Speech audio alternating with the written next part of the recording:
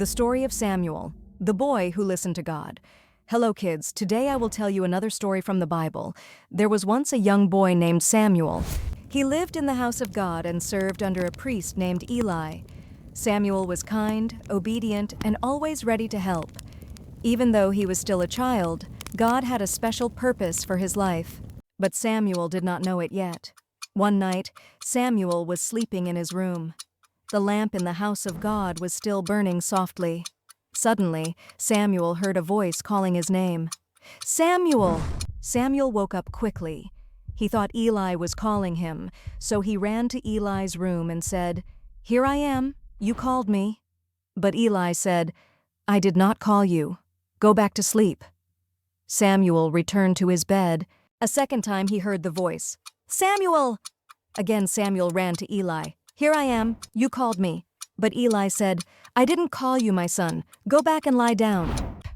Samuel went back to sleep, but the voice came again. "Samuel!" This time when he ran to Eli, something changed. Eli realized that it was God calling the boy. So Eli gently told Samuel, "When you hear the voice again, say, 'Speak, Lord, for your servant is listening.'" Samuel returned to his bed, his heart calm but curious. Then the voice came a fourth time. "Samuel, Samuel." Samuel sat up and said, "Speak, Lord, for your servant is listening." God spoke to Samuel that night and told him important things about the future. Even though Samuel was young, God trusted him with a message because Samuel had a listening heart. From that day on, God continued to speak to Samuel. As Samuel grew, everyone in Israel learned that Samuel was a faithful prophet who heard and obeyed God's voice.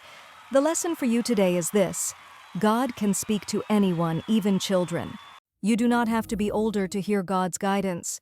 You only need a quiet heart, a listening mind, and a willingness to obey. When you pray, when you read stories from Scripture, and when you choose what is right, you are learning to hear God's voice just like Samuel did. Thank you for listening. See you next time for another Bible voiceover story.